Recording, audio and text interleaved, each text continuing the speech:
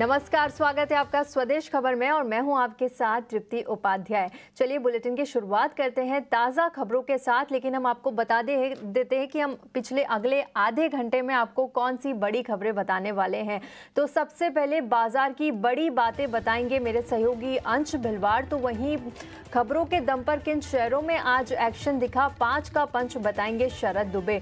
NBCC में कितना दम और आज एनबीसीसी का शेयर क्यों चला, इस पर रिपोर्ट देंगे अभिषेक सत्यव्रतम। तो वहीं कैबिनेट के बड़े फैसले के साथ जुड़ेंगे प्रकाश प्रियदर्शी। एनएसई के आईपीओ लाने की तैयारी है और आगे की डिटेल्स बताएंगे मेरे सहयोगी अंकुर मिश्रा।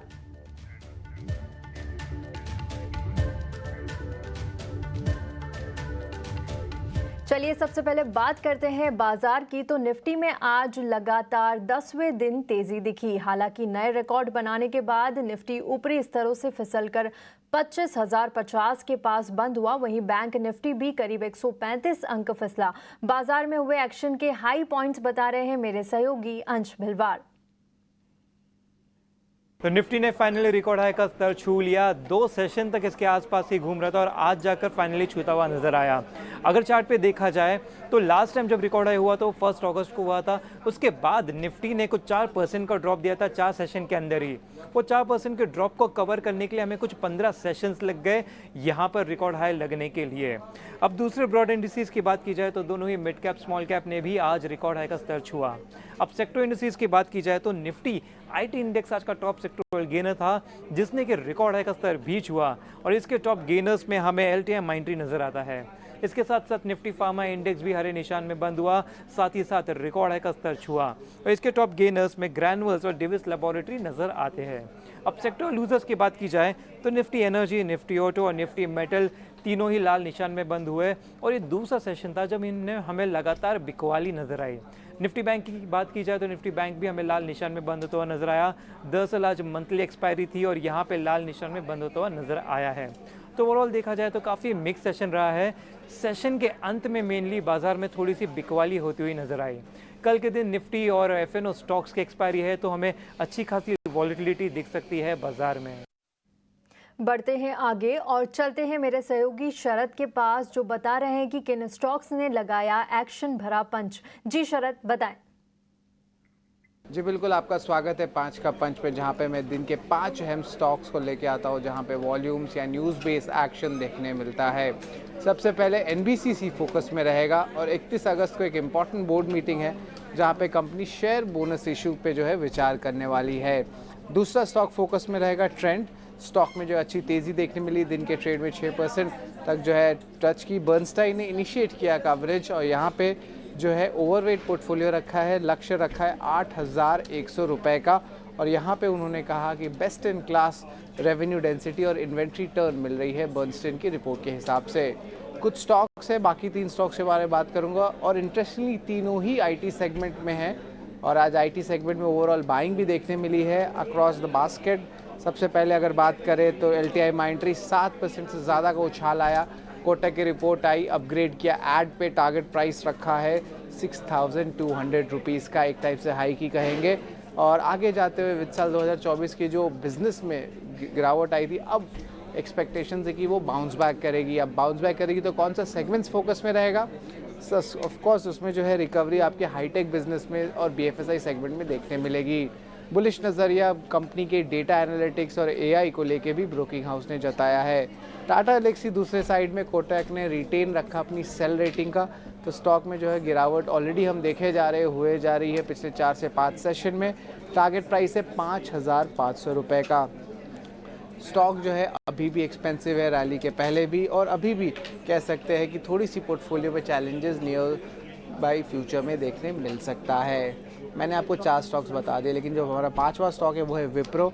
ये भी one of the top gainers आपके निफ्टी 50 इंडेक्स में था और इन्होंने जो अनाउंस किया वो है डेल टेक्नोलॉजीज़ के लिए करार। अब ये करार जो है एआई को लेके है और एंटरप्राइज सॉल्यूशंस पे जो है पूरी फोकस रहेगी। तो ये 5 अहम थीम या स्टॉक्स है जो हमारे 5 के पंच में लिस्ट में आते हैं। धन्यवाद शरद। बढ़ते हैं आगे और बात करते हैं कल के बड़े इवेंट्स के बारे में जिन पर हमें नजर रखना चाहिए। बताने के लिए जुड़ गए हैं वरुण दुबे। जी वरुण, बताइए कि कल के लिए कौन से बड़े ट्रिगर्स हैं? देखिए काफ़ी सारे इवेंट्स हैं जहाँ पे आपको कल नज़र रखनी है। इसमें सबसे पहले तो आप मार्केट्स पे नज़र रखिएगा। क्यों? क्योंकि देखिए मार्केट्स लाइफ हाई पे है और कल निफ्टी की मंथली एक्सपायरी है। अगस्त मंथ की एक्सपायरी जो है वो कल होने वाली है, तो इसके चलते बाज़ार में आपको काफ़ी उठापटक देखने मिल सकती है। इसके लिए खास आप कल बाज़ार पे नज़र रखिएगा क्योंकि कल है मंथली एक्सपायरी। वहीं स्टॉक्स पर जब बात करें तो कल जिलेट इंडिया के अर्निंग्स यानी कि नतीजे आने वाले हैं, यहाँ पे आप नज़र रखिएगा। इरेडा यहाँ पे फंड रेजिंग के लिए बोर्ड की बैठक है, करीब 4-4.5 हज़ार करोड़ रुपए जो है कंपनी जुटाने वाली है, उसके लिए कल बोर्ड की बैठक होने वाली है। जयकॉर्प कल इनकी भी बोर्ड की बैठक है और शेयर बायबैक पे इस कंपनी का बोर्ड जो है विचार करने वाला है। काफ़ी सारे स्टॉक्स है जो कि एक्स डिविडेंड कल होने वाले हैं, जिसमें से क्लीन साइंसेस है, IG petro, Jamuna auto, radian cash management, ये तमाम वो स्टॉक्स है जो कि एक्स डिविडेंड कल होने वाले हैं।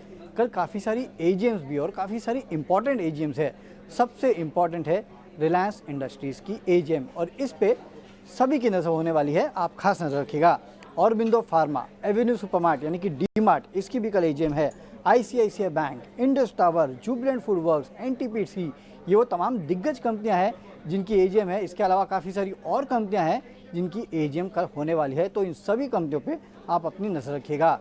बात करें ग्लोबल मार्केट्स की तो यहाँ पे खासकर यूएस के मार्केट्स पे नज़र रखिएगा क्योंकि जीडीपी के नंबर और इनिशियल जॉबलेस क्लेम के नंबर जो है वो यहाँ पे आने वाले हैं। इसके चलते यूएस मार्केट में आपने देखा इसके पहले काफ़ी रिएक्शंस देखने मिले हैं, तो ये दो इंपॉर्टेंट आंकड़े हैं यूएस के मार्केट के लिहाज से जहाँ पे आपको नज़र रखनी है। इसके अलावा कल इंपॉर्टेंट डे इसलिए भी हो जाता है क्योंकि कल है नेशनल स्पोर्ट्स डे। इंडिया में कल नेशनल स्पोर्ट्स डे मनाया जाता है और इसके चलते काफ़ी सारी जगहों पर आपको काफ़ी सारे आयोजन देखने मिलेंगे, तो ये भी एक चीज़ है जिस पर आपको नज़र रखनी है। बढ़ते हैं आगे और कोटक एएमसी के एमडी और सीईओ नीलेश शाह ने हमसे खास बातचीत में कहा कि बाजार रिकॉर्ड ऊंचाई पर देखकर मुनाफा वसूली नहीं करना चाहिए।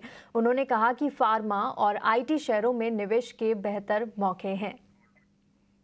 So market all time high level पे इसलिए प्रॉफिट बुक करना ये सरासर गलत है। अगर valuation all time high level पे है तो डेफिनेटली प्रॉफिट बुक कर लेना चाहिए, बट वैसी हालत नहीं है।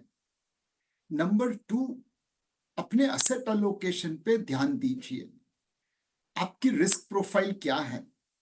अगर आपने कोविड के समय में खरीदारी करी तो आप एग्रेसिव रिस्क टेकर हैं। अगर आपने कुछ नहीं किया तो आप एवरेज रिस्क टेकर हैं। और अगर आपने माल बेच दिया कोविड के समय में डर के मारे तो आप बहुत कंजर्वेटिव निवेशक हैं। एक बार रिस्क प्रोफाइल तय हो जाए, बाद में आपके इन्वेस्टमेंट ऑब्जेक्टिव तय करिए। 6 महीने में पैसे चाहिए कुछ चीजों की खरीदारी के लिए तो आज ही रिडीम कर दीजिए, 6 महीने की राह मत देखिए।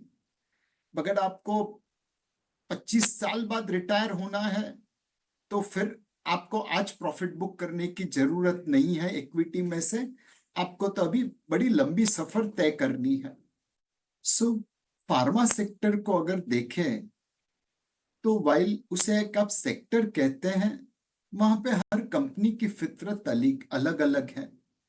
कुछ कंपनीज है जो सिर्फ बल्क ड्रग्स बनाती है, कुछ कंपनीज है जो फॉर्मुलेशन बनाती है उन बल्क ड्रग्स को लेके, कुछ कंपनी है जो खुद की रिसर्च करके नया फॉर्मुलेशन डिस्कवर करती है, कुछ कंपनीज है जो सिर्फ डोमेस्टिक मार्केट में बेचती है, कुछ कंपनी है जो डोमेस्टिक और एक्सपोर्ट्स मार्केट दोनों में कवर करती है, कुछ हॉस्पिटल फील्ड में है, कुछ पैथोलॉजी फील्ड में है। कहने को तो ये सारा फार्मा सेक्टर बनता है, बट हर कंपनी का स्टॉक उसकी फितरत के अनुसार चले। टेक्नोलॉजी क्षेत्र में आज एक डिसरप्शन कह सकते हैं। आर्टिफिशियल इंटेलिजेंस बड़ी तेजी से टेक्नोलॉजी क्षेत्र को डिसरप्ट कर रहा है। एक बंदा नॉर्मल तरीके से खेले और दूसरा आयरन मैन का सूट पहन के लड़े तो ऑब्वियसली आयरन मैन के सूट पहनने वाले बंदे की जीतने की गुंजाइश बहुत बढ़ जाती है। सेम चीज आप देखिए टेक क्षेत्र में, जो कंपनीज एआई के टूल्स यूज करके अपने क्लाइंट के लिए सस्ता सुंदर टिकाऊ सॉल्यूशन दे पाएगी, वह आगे के जमाने में आपको रिटर्न दे पाएगी। सो टेक में आप बॉटम अप जाइए, फार्मा में आप पोर्टफोलियो अप्रोच करके जाइए, दोनों सेक्टर में हमें लगता है आने वाले 2-3 सालों में मार्केट से ज्यादा परफॉर्मेंस मिलेगा। कुछ बैंक है जो एफएमसीजी कंपनी के वैल्यूएशन पे ट्रेड होते हैं। बैंक्स कभी एफएमसीजी कंपनी जितना आरओई नहीं कर पाती, लेकिन फ्लोटिंग स्टॉक 2%, 5%, 7% बाजार में है, इसलिए उनका वैल्यूएशन इतना महंगा है। तो वो सारे स्टॉक्स जहां पे वैल्यूएशंस महंगे हैं क्योंकि फ्लोटिंग स्टॉक बहुत कम है बाजार में, उनसे परहेज करिए, उनसे दूर रहिए। दूसरा जो एक क्षेत्र है कि जहां पे वैल्यूएशन एक्सपेक्टेड ग्रोथ से बहुत आगे है। कुछ कंपनीज है जो 2074 के आगे के सिनारियो को डिस्काउंट कर रही है। आने वाले 50 साल में क्या बदलेगा क्या नहीं बदलेगा ये हम आज कैसे अंदाजा लगा पाएंगे। तो जब कंपनी की वैल्यूएशन उसकी एक्सपेक्टेड ग्रोथ से बहुत ऊपर चली जाती है, वहां पे भी परहेज करना चाहिए। आज कैपिटल गुड्स, इंफ्रास्ट्रक्चर, ये कुछ क्षेत्र है जहां पे हमें इस प्रकार के विरोधाभास देखने को मिल रहे हैं। बढ़ते हैं आगे और चलिए आपको सीधे ले चलते हैं ग्लोबल फिनटेक फेस्ट में आरबीआई गवर्नर बोल रहे हैं। आइए वहीं चलते हैं। Stakeholders in the Indian financial ecosystem, banks, non-banks, fintechs, regulators, and the government to foster innovation with resilience. While the fintech ecosystem is ushering in much needed personalization and contextualization of to foster innovation with resilience. While the fintech ecosystem is ushering in much needed personalization and contextualization of finance for consumers, the context needs to be broadened to build a financial system that serves the broader society. To achieve these, I wish to propose the following 5 policy priorities for the future of India's financial system. The first policy priority would be digital financial inclusion. As a policy priority, financial inclusion should ensure that everyone has appropriate access to financial services. The Reserve Bank's Financial Inclusion Index, which we launched in 2021 and which measured 53.9 in March 2021 has gone up to 64.2 in March 2024. So from 53.9 in 2021 March, it has gone up to 64.2 to this year's, that is March 2024. As a country, we have succeeded in ensuring banking access to every village within a 5-kilometer radius or a hamlet of 500 households in hilly areas.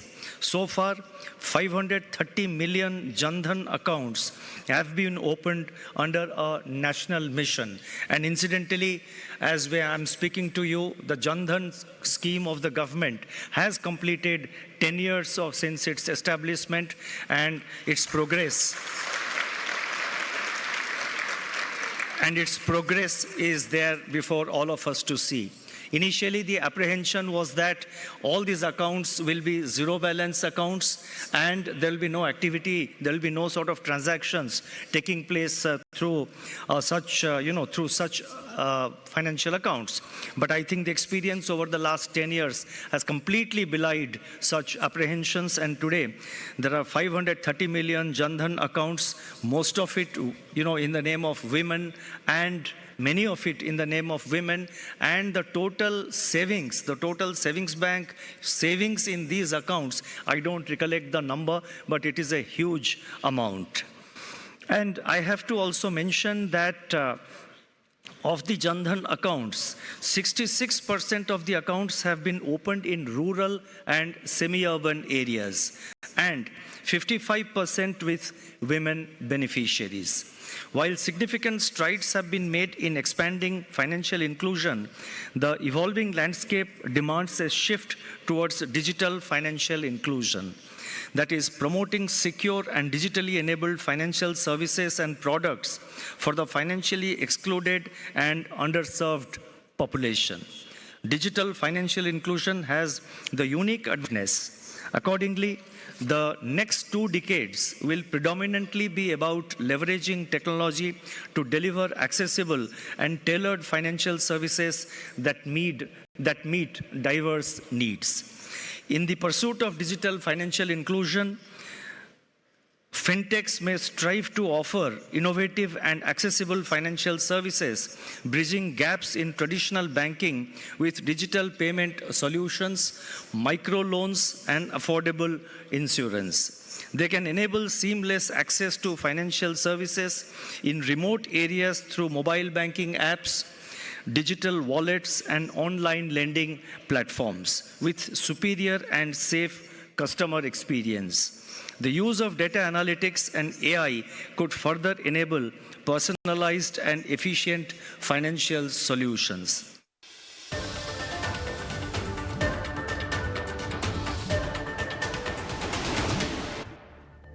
Break के बाद स्वागत है आपका और चलिए रुक करते हैं कुछ और खबरों का।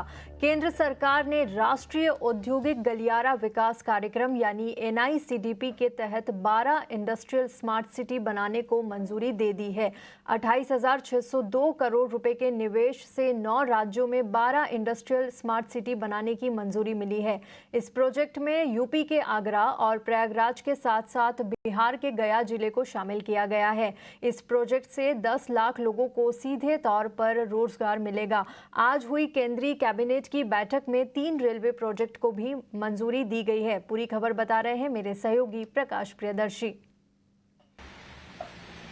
देखिए, आज कैबिनेट की बैठक में कई बड़े फैसले लिए गए हैं और जो सबसे इम्पोर्टेंट फैसला है वो दरअसल इंडस्ट्रियल कॉरिडोर से संबंधित है, जिसमें इंडियन कैबिनेट ने 12 न्यू इंडस्ट्रियल स्मार्ट सिटीज के गठन को मंजूरी दी है, जिसका मतलब ये है कि नेशनल इंडस्ट्रियल कॉरिडोर प्रोग्राम के तहत नए जो इंडस्ट्रियल सिटीज हैं वो बसाए जाएंगे।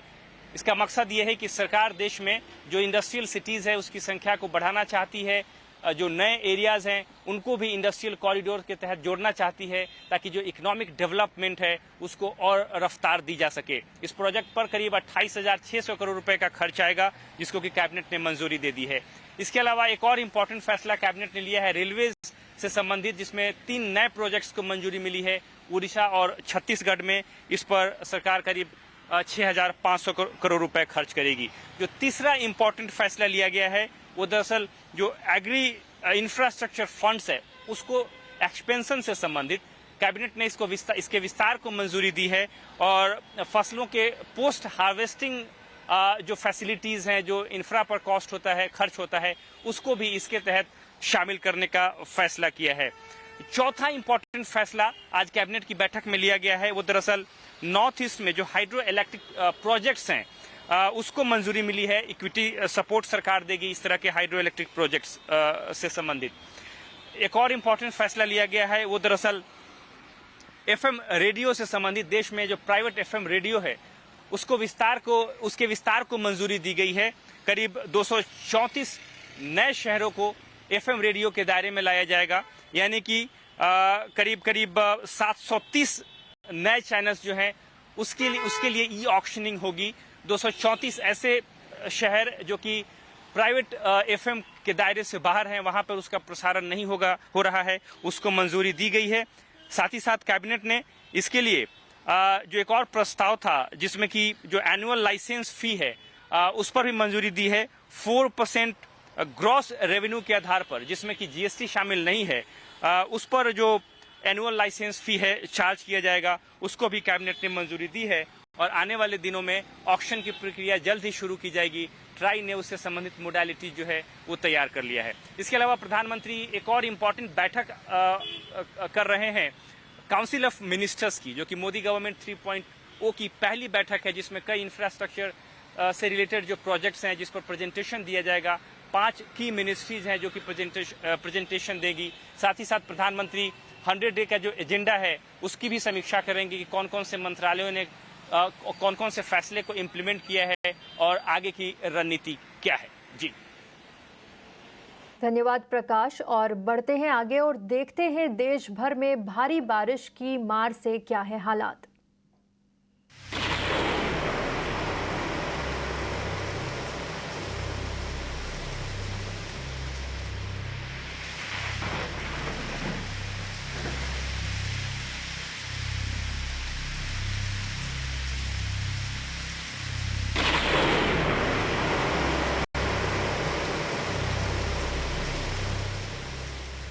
गुजरात में लगातार भारी बारिश की मार से हालात काफी गंभीर बने हुए हैं। भारी बारिश के बाद पूरे राज्य में कई इलाकों में पानी भरने से बाढ़ के हालात बन गए हैं। राज्य के 13 जिलों में 200 mm से ज्यादा बारिश हुई है, जिससे 18 जिले बाढ़ की मार झेल रहे हैं। बाढ़ से यातायात और ट्रेनों की रफ्तार पर भी असर पड़ा है। कच्छ और सौराष्ट्र में मौसम विभाग ने भारी बारिश का अलर्ट जारी किया है, तो वहीं अहमदाबाद, गांधीनगर, मेहसाणा, बनासकांठा के लिए ऑरेंज अलर्ट जारी किया है। इसके साथ ही भरूच, नर्मदा, वडोदरा के लिए भी ऑरेंज अलर्ट जारी किया है। भारी बारिश से बहुत भारी बारिश के लिए ऑरेंज अलर्ट जारी है, तो वहीं प्रधानमंत्री नरेंद्र मोदी ने गुजरात के मुख्यमंत्री भूपेंद्र पटेल से बात कर हालात की जानकारी ली। राज्य में बाढ़ के हालात पर चिंता जताते हुए उन्होंने राहत और बचाव कार्यों के लिए हर संभव मदद देने का भरोसा दिया। इस वक्त मैं जामनगर शहर के हापा इलाके में मौजूद हूँ। ये बोर्ड आपको नजर आ रहा होगा और ये इलाका उसके बाद आप देखिए पूरी तरह से जलमग्न हो चुका है। हालांकि एक ट्रैक्टर का शोरूम है, वो तक पानी से लबालब भरा हुआ है। उसके आगे दूर दूर तक जहां तक आपकी नजर जा रही है वहां तक आपको सिर्फ और सिर्फ पानी ही पानी नजर आएगा, कोई मूवमेंट नहीं। जो भी व्यक्ति यहाँ से अगर आवागमन कर भी रहा है तो इस तरह के पानी से ही उसे होकर गुजरना पड़ रहा है। आप सोचिए कि 4 दिनों से जो लगातार भारी बारिश हो रही है जामनगर शहर में, उसके बाद जामनगर शहर के हालात काफी बुरे होते जा रहे हैं। बद से बदतर परिस्थिति होती जा रही है। जो लोग अपने घरों में कैद है वो अपने घरों में ही कैद हो चुके हैं, क्योंकि बाहर निकले तो सिर्फ पानी ही पानी है। बाहर आने जाने के लिए उनके पास कोई सड़क बची नहीं है। सारी सड़कें नदी बन चुकी है और ये सड़क आपको पूरी तरह से आप देख सकते हैं कि किस तरह से ये सड़क पूरी तरह आपको एक टापू में तब्दील होता हुआ नजर आ रहा है। आपने देखा गुजरात का हाल, चलिए चलते हैं उत्तराखंड में। लगातार बारिश का सिलसिला जारी है। राज्य में मैदानी से लेकर पहाड़ी क्षेत्रों तक जनजीवन के साथ साथ मार्ग भी क्षतिग्रस्त हो रहे हैं। वहीं इसी बीच बीती रात यानी मंगलवार को भारी बारिश से कैंपटी मसूरी मार्ग पर भूस्खलन की खबर सामने आई है। इसके चलते लोगों को आवाजाही में भारी परेशानी उठानी पड़ रही है। हिमाचल प्रदेश के कई हिस्सों में बारिश का कहर लगातार जारी है। राजधानी शिमला में बारिश से काफी नुकसान हुआ है। शहर में कई जगह भारी बारिश से पेड़ उखड़ गए हैं। इससे घरों, सरकारी भवनों को नुकसान पहुंचा है। कई जगह सड़कें और रास्ते बंद है। भारी बारिश की वजह से मौसम ठंडा हो गया है। लाहौल स्पीति की ऊंची चोटियों पर ताजा बर्फबारी हुई। इससे लाहौल में घाटी में सर्दियों की आहट देखने को मिल रही है। देखिए, अगर 24 घंटों की बात करते हैं तो हाईएस्ट रेनफॉल आपका मनाली में, जो कुल्लू डिस्ट्रिक्ट में आता है, वहाँ पर 42 mm के आसपास रिपोर्ट की गई है। वो मॉडरेट कैटेगरी में है। और उसके बाद की बात करते हैं तो शिमला में आई है 41.5 mm रेनफॉल हुई है। तो मोस्टली हमारे पास मॉडरेट कैटेगरी की रेनफॉल ही हिमाचल प्रदेश में रिपोर्ट की गई है। और अगर आगे की फोरकास्ट की बात करते हैं तो चूँकि एक वेस्टर्न डिस्टर्बेंस का प्रभाव है, तो कल हमारे पास जैसे कि कुल्लू, चंबा, कांगड़ा और मंडी डिस्ट्रिक्ट के आसपास 1-2 जगह पर हैवी रेनफॉल होने के चांसेस है। उसके लिए उन्हीं एरियाज़ के लिए येलो कलर में हमने चेतावनी जारी की हुई है। और इसी के साथ फिलहाल इस बुलेटिन में इतना ही, लेकिन आप देखते रहिए ET Now स्वदेश। नमस्कार।